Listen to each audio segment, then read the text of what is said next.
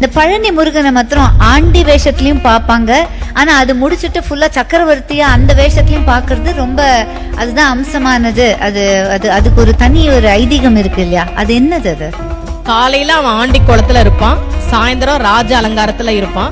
காலையில நீங்க வாழ்க்கையில எதுவுமே இல்லாம அவன் முன்னாடி போய் நின்னாலும் அன்றைக்கு மாலைக்குள்ளேயே உங்கள் வாழ்க்கையில் அவன் ஒரு மிகப்பெரிய மாற்றத்தை நிகழ்த்தி காட்டுவான் அப்படின்றதா ராஜ அலங்காரம். இந்த பழனிய பத்தி சொல்லணும்.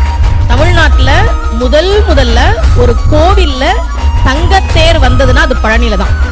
அதை உருவாக்கியவர் ஒரு தனி நபர், விவிசிஆர் முருகேசன் அவர் பேரு. 1947 அவர் மட்டும் ஒரு தங்கத்தேர் பழனிக்கு உருவாக்கி கொடுத்தார். இன்னைக்கும் அந்த தங்கத்தேர் தான் பழனியில இருக்கு. அதன் பிறகுதான் மற்ற கோவிலுக்கு வந்தது. விடுதலை கிடைச்ச கையோட ஒரு தங்கத்தேரையும் வாங்கிட்டாரு போல இருக்கு. ஏன் ஒரு தனிநபர் பழனி கோவிலுக்கு தங்கத்தேர் செஞ்சு கொடுக்கணும்?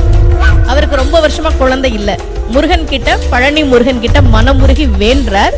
இரட்டை ஆண் குழந்தை பிறந்ததால் நன்றி கடனாக அதை கொடுத்தார். அப்போ முருகன் கிட்ட நாம ஒரு விஷயம் கேட்டால் கேட்டதை விட அதிகமாக கொடுக்கக்கூடியவன் முருகன் அப்படின்றது நமக்கு தெரியுது. 2 கையால நாம அவனை கும்பிட்டா அவனுடைய 12 கரங்களால் நமக்கு அவன் அருளை தரக்கூடியவன்.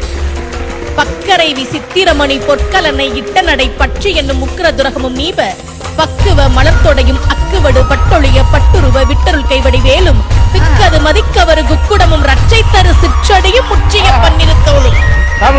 இது முருகனே சொன்ன திருப்புகள். முருகன் ஏன் காலை சின்னதா வச்சிருக்கான் தெரியுமா? நாமெல்லாம் புடிச்சுக்கிறதுக்கு வசதியா சின்னதா வச்சுக்கிறான்.